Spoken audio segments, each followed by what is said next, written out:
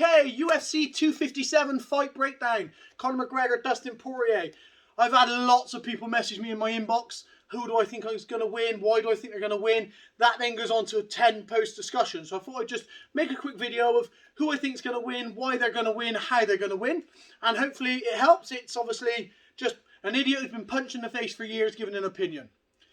Okay, so let's start by breaking the fights down. Originally, let's not overlook the fact that these two have fought before. So I'm going to be a bit dismissive of that fight. I don't think it brings much to the table here. A, both of them were young fighters. B, they'd not been in the UFC long. And C, it was at featherweight. So I'm a little bit dismissive. I think that mentally, Dustin was beat before he got to the fight. Conor really used his psychology really well. Dustin hadn't had the experience with that. Well, nobody had at that point of Conor. It was before he really sailed into the superstar that he is today.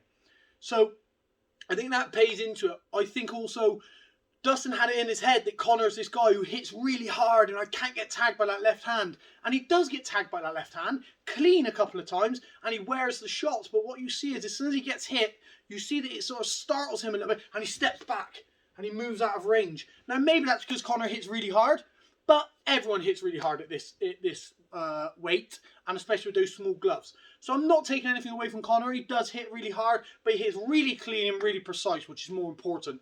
I think that Dustin took a lot of fear into that fight with him, and it showed. And then eventually, Conor lands a shot just around the back of Poirier's hand. Poirier's blocking a shot. He's got his hands high to block those shots, and he lands a shot right in the back of that hand on the top of the head. And telltale signs of someone who's had a really hard weight cut. It really affects that cerebral, your ability, your cognitive function once you've dehydrated that amount of fluid from your brain. And Dustin looked like he'd been hit hard, wobbled, and Conor finished him. Superb. I don't think any of that is of interest to us, really. So I'm going to leave that. I'm going to park that to the side now. I might reference it a little bit, but I don't think it's of interest. So let's have a look at who we got. Let's have a look at Conor McGregor, the return of Conor McGregor, okay?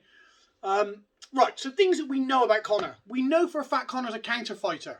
We know that Conor's a counter fighter. He likes to fight either one or two ways. Conor likes to fight tall. He likes to fight up here, reaching, landing shot. Or Conor likes to fight long. So Conor will fight really long, and that back foot will be really high. So he likes to be really long and really high here, okay? What it does, it gives him a really solid base, but allows Conor to do what Conor does really well, and that's reach.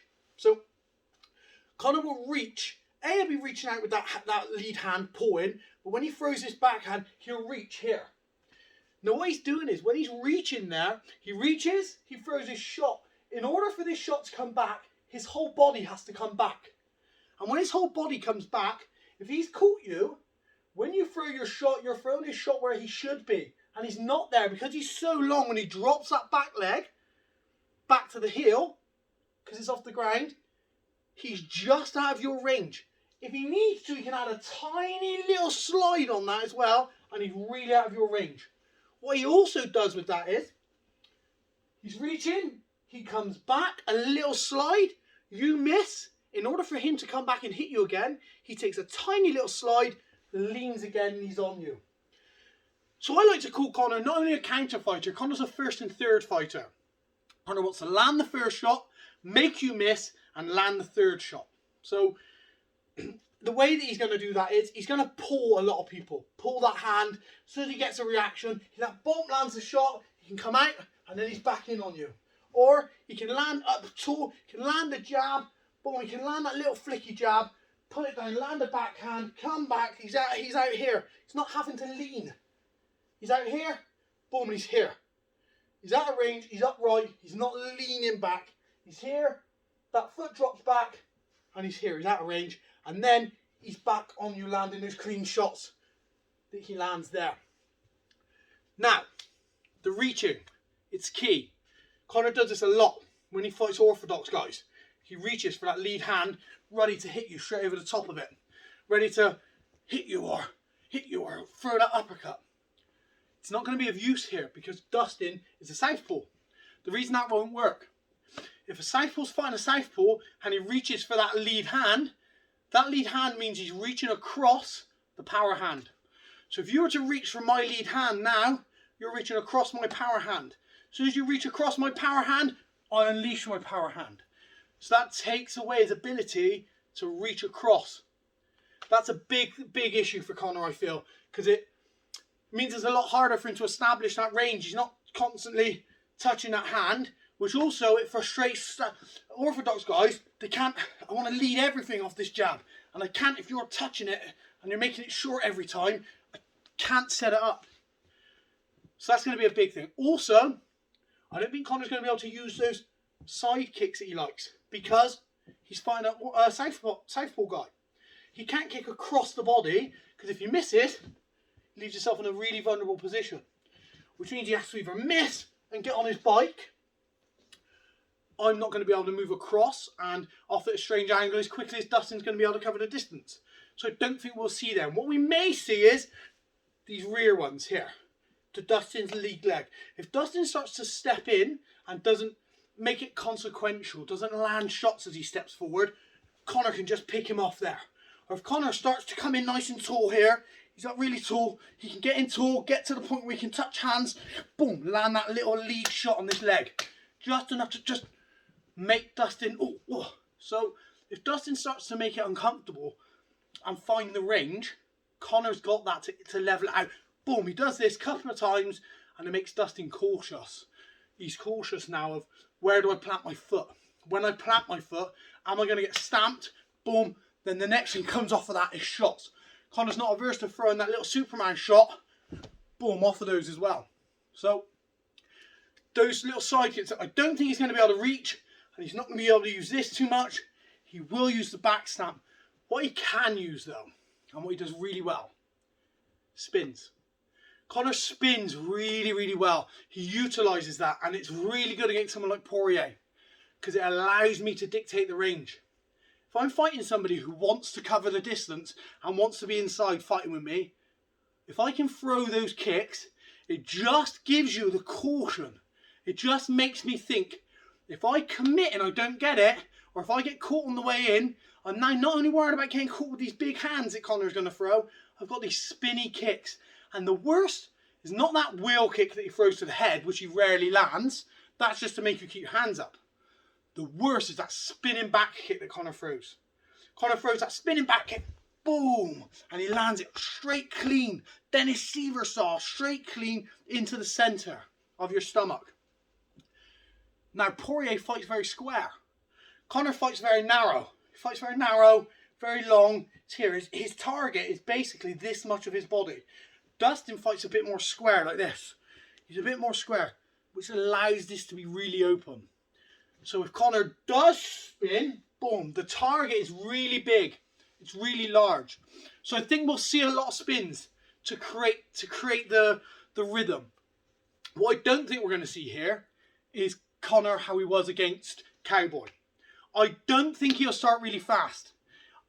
I think it might be a good idea. It might be a good game plan for him to do so. I don't think we'll see that. But if he does do that, and he does start really fast, that could go really well for Dustin, because he can suck him in. Conor overcommits and runs forward these big shots. Dustin, instead of getting on his bike and being on the outside, can draw him in, suck him in, clinch up with him, land a couple of shots, and then stay on him. Not allow Conor to get away. Now, what we know about Conor is Conor doesn't like fighting on the back foot, okay? He does not like that. We know that because we've seen it against Nate Diaz. We've seen it against Khabib. We've seen it against a couple of people. Conor will literally turn and run away from people. If the pressure's coming onto Conor... Now, I say this. Of course, Conor's a counter fighter, so he loves fighting on the back foot. But that's when he's dictating the pace and the range, like Aldo. That's Conor on the back foot at his best. He times him coming forward, boom, and he lands that little short left hook, little short left as he comes forward. That's Conor all over. I'm on the back foot, I'm really comfortable, boom. Also, he's here, he lands something, he takes a little step off at an angle, boom, and he's on the back foot again. Yes, he does that really well. When I say on the back foot, I mean pressure. He's the fighter on the back foot. The pressure's on him, okay? What we've seen a few times is when he starts to get pressured, and that sort of, he can't sucker people into that little uppercut. He can't sucker people into a little short hook. And he starts to go back. We've seen Conor literally turn from people and run. And he did that against Nate Diaz. And he also did that against Khabib. And he will turn and he will run from people. Now, I think Dustin has to keep Conor in that position. He has to keep him in that position. But it's hard because when he turns and runs, Conor can reset. The second Conor's feet are reset, he's deadly again. So it's hard. You have to keep Conor in that position. But he's so wily that that's the difficult thing. I think if you can keep him under that pressure early on, it's just enough to make him think, and you can literally see Conor's face sometimes. He's like, we have to rethink that. And his computer goes, boom, and he's computed everything, and he's thought of it, and he's made an adjustment. But making him make adjustments is when he might make a small mistake. Okay, let's look at Dustin. So Dustin fights on the outside. He can't do that. He likes to be on the outside. Watch him against Eddie Alvarez. It showed because Eddie Alvarez is a shorter fighter. It shows he likes to be on the outside. He did it against Pettis a little bit. He likes to be on the outside with guys and he likes to trade. But Dustin fights very hook dominant. He fights very much like walks people down, which I think is a really bad thing against Conor McGregor. You don't want to be on the outside. So I think he needs to find a way to cover that distance. Okay. My opinion is, in order to do that, be in Conor's face, except you're going to get hit. Get hit once or twice early. As soon as you've got caught and you're inside, as soon as you can get inside, now land. What you can't do is what Dustin generally does is when he gets caught, cover up and move backwards. Dustin does this a lot when he gets hit. We can't have that. You're going to get caught against Conor McGregor. He's too precise. So we accept we get hit and we keep coming forward. We keep going for him. That, I think, is the key for Dustin's success there. He also lets people hit him and doesn't throw back, which I've said. We can't have that here. If you let Conor do that, we're here and you step forward and Conor hits you with that big lead left hook, boom, big rear left hand. He hits you with that big rear left hand, boom, as you come in. If you don't come forward and he's countering you, if you take a step back, Conor is going to slide. So he hits you with that. As it's coming back, he's already sliding. He's on you here. He's ready to start now. If you do this and you cover up against Conor McGregor, he hits you, you move back and you cover up. And you sort of protect yourself. If you take your eye off of him for a second, what Conor's going to do is he's going to hit you with a shot. Boom, boom. As where Dustin will walk you down and throw shots, Conor's going to land shots. Boom, boom. Nice and clean. As soon as he sees he's got you hurt, he's going to come at you at an angle. That tiny little adjustment, 40 degrees, 30 degrees, 20 degrees. He hits you, boom, boom, boom, hits you, and he's here. That little adjustment means when you're covering up and going backwards, you've lost sight of him. As soon as you look to see where your opponent or Conor is gone, you look, Conor's over here, Conor's reset. You look, Conor's caught you off at an angle. It's exactly what I did to Eddie Alvarez. He clipped Eddie Alvarez. Eddie Alvarez came in, he clipped him. As Eddie went back, Conor hit him with a shot. Conor took a step, a couple of degrees, hit him with shots, boom, and landed clean. And that's what Conor will do to Dustin if Dustin goes back covered up. He needs to always see where Conor is. When you get hit, get on your bike, get away, but see where Conor is. Or, when you're there and Conor hits you, and you know he's going to make the angle, he hits you with cover up, make the angle as you circle away. Don't go back in straight lines. Dustin also does this. Watch his videos. As he goes back, Dustin does this when he gets hit a lot. And he steps. Boom, boom. And he steps back. Conor will be too fast. Someone who's long with this bouncy style will slide on you so quickly, you won't step back like this quick enough. Your steps will get shorter every single time. You're here. Then your next one's here. Then your next one's here. And before you know it, you're doing little pigeon steps. Conor will just be sliding on you. And also, if he feels like you're getting out of range, Conor will throw a kick at you and make you cover up, plant your feet. Then he's back in on you. You can't step. The whole key to his evasion here should be hands up. Look where I'm going. Little slides and just make an angle. Make Conor's movements dramatic. So if Conor wants to make a 20-degree angle, I'm going to make him make a 40-degree one. So if Conor's going to move 20 degrees that way, I'm going to move 20 degrees. That way, Conor's always making a much bigger move than he thinks, or a much smaller one. Okay, so he likes to trade in the pocket, and I think this is the key to success. Close the distance, get Conor McGregor in the pocket, and start trading with him. The body shots are key. Look at him against Pettis. Look at him against Alvarez. If you can push Conor back to that fence and he can't run away, and you can hit that body, you will grind Conor down based on our other experiences. We don't know. He's got his new McGregor fast. Maybe it's going to work. Based on our other experiences, if you can hit that body and you can grind Conor down and keep him on the fence, that's a key to success. If he can shoot, I wouldn't even fight the legs. Conor's takedown defense is too good. I'd put Conor on the fence to do nothing but use shoulder strikes, use little cheeky elbows, hang on his arms, make his arms heavy, tire those big weapons of his, drain them, hang on him, make it tired, make it boring, wait there. The referee says, I need to see work, throw something, throw a little elbow, give yourself another couple of seconds, hang on him again, pull on his head, make it horrible. Make him keep defending those legs, but don't attack them. Drop, he defends, back up, throw something up top. Really drain and hang on him, make it a tiresome fight, and keep working that body. Keep using those inside shots. What Conor's going to do though is, if you make a mistake, Conor will hit you on the inside. He'll land like he did against Dustin in the first one. Clipped him, hit him with another shot. Dustin sort of covered up. Conor's not taking a step back now. He knows what's happening. He's using little elbow pushes to keep you just out of range. Little head pulls to pull you back and throw a shot. Knees just to keep you there. So you have to make sure you control that. You lean on him. You dictate where it goes. For me, I think the key to the fight is the fight for the centre. When you watch UFC tonight, or go back and watch some fights back over, you'll see inside the octagon, there's two black lines. They look like train tracks. It's an octagon itself. That's the key to success. Whoever has their feet in the centre of the cage. If you're on the black lines, if you're the guy on the outside on the black lines, you're losing this fight in my opinion. Because if I've got my feet in the centre, I'm moving around the whole ring like this. I'm keeping you at distance, at range. I'm controlling everything. The guy on the outside is doing this.